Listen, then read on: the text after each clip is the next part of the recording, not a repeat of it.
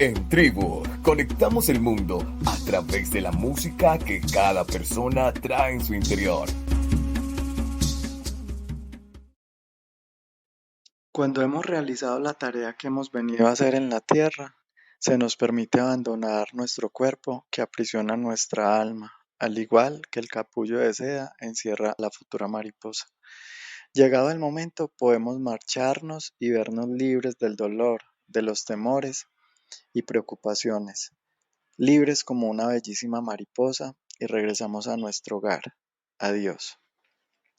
Con este texto de la psiquiatra y escritora suizo-estadounidense Elizabeth Kubler-Ross, experta en la muerte, damos inicio a otro capítulo de Tribu. Hoy nos acompaña Ángela Ospina. Ella es tanatóloga y experta en manejo de duelos. Hola Ángela, bienvenida a Tribu. Hola Luis Fernando, ¿cómo estás? A ti muchas gracias por invitarme. Ángela, ¿desde dónde nos saludas? Bueno, yo te saludo desde Pereira, la trasnochadora querendona y morena. Ángela, cuéntanos qué es la tanatología y cómo llegaste a ella.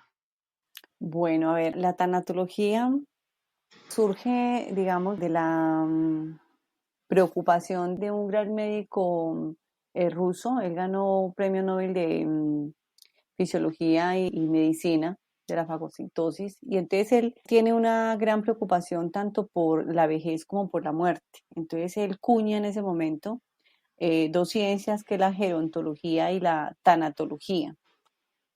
La gerontología va caminando como ciencia porque es mucho más experimental y comprobable para la ciencia misma. En cambio, la tanatología se queda ahí como relegada porque llega hasta el momento en que la persona muere, ¿ya? Y viene unos episodios, digamos, de unos cambios estructurales, funcionales, de comportamiento que van muy enmarcados a la parte emocional y a esa parte espiritual como no algo muy tangible. Entonces ahí ya queda parada, se acuña, pero queda parada y no se desarrolla como ciencia. Pero México, eh, digamos, por sus creencias y por su proceso cultural, empieza, digamos, a crear escuelas de tanatología, ¿no?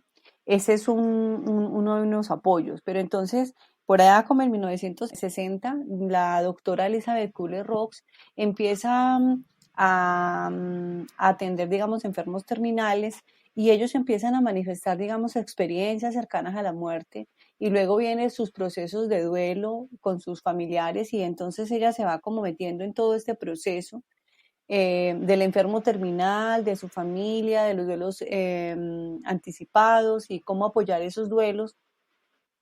Entonces ella es como la que toma esto que había acuñado este doctor Eli, le va dando como una forma. Pero lógicamente en aquel tiempo pues esto no era como bien visto, y más hablar de algo que desde la ciencia no era como tan comprobable. Entonces, ella, debido a esta situación, se ve obligada a irse en los años 70 a Estados Unidos a estudiar psiquiatría, como para darle un poco más de validez al proceso que él ya estaba haciendo con los moribundos y después con sus familiares. Y entonces es ella como la que ya le da el cuerpo, ¿sí? Elizabeth Kubler-Ross es como la que le da, digamos, ese aterrizaje a la tanatología. Entonces, la tanatología tiene, digamos, como ese marco teórico y de fundamentación. ¿Y cómo llegaste a la tanatología? ¿Cómo te interesaste por este tema que muchas veces las personas como que no les gusta abordar? Bueno, mira, pues yo era dedicada al sector educativo, y dentro del proceso, pues yo apoyaba a muchas familias, digamos, en sus manejos de conflictos, y entre uno de ellos estaba en una ocasión alguien que tenía un proceso de duelo, ¿no? Entonces, a través de esta persona, yo voy como adentrándome un poco más como al tema del duelo, ya más específicamente en el duelo, y es a través de este caso que por alguna razón su testimonio llega a alguien, y ese alguien está buscando a una persona que le apoyara en su empresa a manejar, digamos, el duelo desde una perspectiva de la tanatología. Entonces, ese fue como el camino. En realidad yo no lo estaba buscando, yo creo que ahí es donde el propósito de nuestra alma va buscando como las personas y los lugares y como que todo se va dando. Entonces ya luego llego yo a la empresa, una empresa de servicio funeral en donde pues están, digamos, con la expectativa de que yo les ayude, digamos, a manejar o a montar unas estrategias en el manejo del duelo, no solamente en el momento específico de la pérdida, sino en el antes y en el durante. Entonces es por eso que yo ya, digamos, hace más o menos 9 años que estoy totalmente dedicada a todo lo que es el manejo del duelo y a lo que es la tanatología. ¿Cómo se aborda a esas personas que están enfrentando una pérdida desde la tanatología? A ver, la tanatología, como su palabra y como su raíz, digamos, griega nos lo indica, Thanatos, muerte, logos, logía o ciencia, ¿cierto? Entonces, de alguna manera, la misma composición de la tanatología nos lleva a trabajar específicamente lo que son pérdidas, lo que son los manejos de duelos.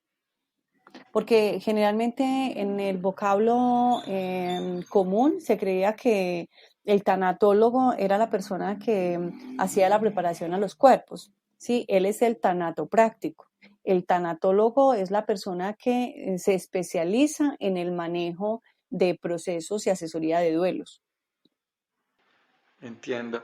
Y hay una forma en la que las personas enfrentan el duelo de una manera, sí, obviamente con dolor, con tristeza, con angustia, pero de una manera más natural, y otros que lo enfrentan de una manera patológica, y ahí es donde ustedes entran como a abordarlos. Sí, lo que pasa es que, digamos, dentro de este proceso vamos a ver que la resiliencia hace parte fundamental de cualquier pérdida. Entonces, hay personas que tienen mayor capacidad de resiliencia que otros. Por ende, sus manifestaciones, digamos, emocionales, pues son, digamos, un poco más expuestas desde ese no regulación emocional. Entonces, algunas personas puede que tengan un duelo pues normal dentro de esas manifestaciones emocionales de sufrimiento, de dolor, de impotencia, de desolación, de culpa, y lo pueden procesar, ¿cierto? Y pueden ir, digamos, teniendo esa comunicación con esas emociones, ir adentrándose a irlas procesando para ir encontrando, digamos, un significado de esas emociones con relación a ese ser querido y a la vez también con ellos mismos, porque uno muchas veces en los mismos procesos de duelo ve que cuando, digamos, no hay una resiliencia en las personas, muchas veces cuando estamos viviendo determinada pérdida, las cosas se van a proyectar, es a un sistema de creencias propio.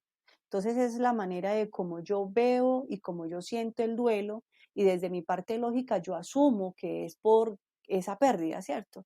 Pero es algo inconsciente y se relaciona es en base a todo ese banco de ideas que está interna y por eso, pues para eso es también el mismo apoyo y el mismo asesoramiento en el duelo, o sea, que se puedan procesar estas emociones, pero también se puedan autoobservar si en realidad esas emociones son simplemente el reflejo del vacío que me dejó esta persona que falleció o esta pérdida porque pudo haber sido, digamos, una separación o una pérdida laboral, o cómo de alguna manera este duelo o esta pérdida me está llevando es a que me autoobserve, porque aquí hay otros duelos anteriores quizás no elaborados y yo necesitaba esta pérdida para poder como hacer una reorganización y trabajar un poquito mi proceso inconsciente. Uno cuando ve trabajando todo este proceso ya con los dolientes, aparecen sucesos como por ejemplo una niña que pierde a su papá y dentro de todo ese estado del proceso del duelo entra en un estado de culpa, a la vez de enojo y de rabia, y cuál era su enojo. Entonces uno va y mira cuál era el origen de ese enojo, y resulta que el origen de ese enojo era cuando ella tenía 8 años por una infidelidad del papá, ¿ya? Y cuando va caminando en ese proceso, ve que simplemente era una herida por lealtad a su madre porque su padre no le fue infiel a ella, pero que de alguna manera ese proceso cuando pequeñita no lo elabora, pero ya hoy con la pérdida real de su padre, entonces este proceso se engancha al duelo del presente, llevándolo a un estado de culpa porque debido a ese vacío que tenía de la niñez, ella no le dio, digamos, una buena respuesta a ese valor presente de tener allí a su padre. Entonces, cuando él se enferma, podría ella haber sido diferente o haber aprovechado muchas otras cosas antes de que partiera. Entonces, ahí es donde se asocian todas las emociones y se engancha a que en realidad el duelo no es solamente enfrentarme a la pérdida en sí de la circunstancia de la persona, sino que es yo creo que es como una posibilidad de autorreconocer en mí quién soy yo, ¿sí? Y en base a ese sistema de creencias que yo tengo, que ya está como instalado, que puede ser, digamos, propio o puede ser por lealtad sistémica, ¿qué se está repitiendo? Entonces, cuando yo le decía a ella, bueno, ¿y qué se está repitiendo con todo este presente hoy? Ella va y mira y qué se está presentando, que hay una separación con su pareja por procesos de infidelidad. Entonces ahí va uno y enlaza que ese duelo lo que la está llevando es a un proceso de aprendizaje para poder, digamos, retomar ciertas visiones acerca de pronto de lo que son los conceptos de amor, ¿cómo podríamos decir? Los convenios que se hace realmente con la pareja, que de alguna forma están siendo disfuncionales. ¿Por qué? Porque la raíz de la niña ya lo traía. Entonces, en la manera en que yo elabore el duelo de mi padre, también estoy sanando la herida de la niña interior, pero a la vez hay una reconexión de esa niña interior quizás con la adulta, porque la adulta no ha podido tener una buena comunicación con sus relaciones de pareja ni con la vida misma debido al episodio que estaba ahí atrás. Entonces mira lo mágico y mira el reto tan gigante que es a veces procesar de manera consciente un duelo. Sí, o sea que ahí serían entonces diferentes duelos los que se acumulan. Hay diferentes tipos de duelos. Sí, claro, porque muchas veces hay duelos congelados, ¿sí? Hay duelos que no se han procesado, entonces muchas veces quedan allá, guardaditos en el inconsciente porque de pronto no tienen la edad, porque las mismas circunstancias no le permiten a la persona, digamos, ser autoobservable de lo que, del sentido o del aprendizaje que tiene esa situación en mi vida. O sea, yo creo que en sí el ser humano frente a la vida va a tener una serie de continuos cambios porque la vida es completamente dinámica, ¿no es cierto? Entonces, cuando el ser humano, digamos, se enfrenta a esos cambios y no lo comprende, esto va a detonar, digamos, un estado de sufrimiento y de dolor. Y quizás muchos de nosotros en un momento determinado lo vemos como normal de la vida, pero no lo procesamos.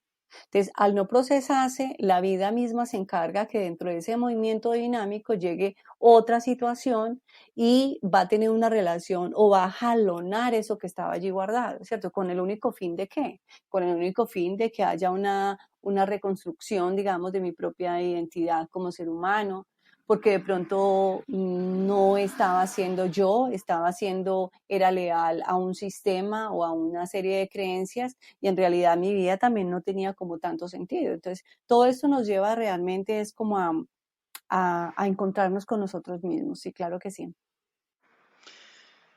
¿Cuáles serían esas preguntas que nos deberíamos hacer como para determinar cómo se está abordando ese duelo o en el duelo, cuáles son esas preguntas que nos debemos hacer? Pues generalmente hay unas preguntas que uno, digamos, desde esa parte automática y dentro de esa búsqueda de supervivencia uno generalmente se hace, ¿cierto?